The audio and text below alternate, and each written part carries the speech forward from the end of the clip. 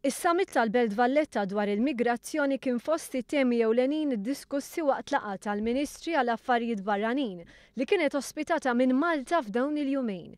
Pajjiżna bħal fil-każ tas-summit tal-Belt Valletta kien ospitu u protagonist mill-ġdid fid-dawl li Malta ser tkun is-sedja tal-Commonwealth fis-sentejn li ġejjin.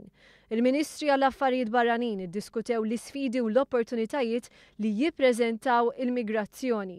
B'mod partikolari tkellmu dwar kif sforzi internazzjonali jistgħu jgħinu biex jiġu stabiliti l-kawżi tal-migrazzjoni. Iddiskutew it-temi li għandhom jingħataw rilevanza waqt il-Konvenzjoni tan-Nazzjonijiet Magħquda dwar it-tibdil fil-klima.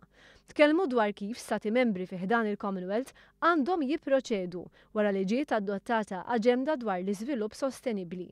Din l-aġenda twassal sas-sena 2030. Il-Ministri għarfu kemm huwa importanti li jqajmu kuxjenza dwar l-isfidi ekonomiċi u l-vulnerabilità ta' stati membri żgħar.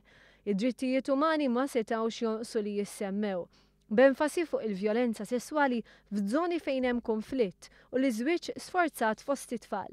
Il-Ministru Malti għall-Affarijiet Barranin George Vella kien iċ-ċermen ta' din il-laqgħa li bdiet bl-intervent tal-mibgħuta speċjali dwar it-tibdil fil-klima.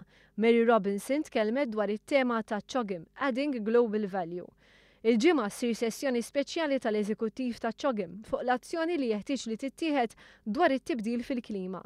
Intantu li l-jum komplew jaslu mexxejja fih dan il-Commonwealth li ser ikunu qed jipparteċipaw fil-laqgħat tal-kapijiet ta' stat.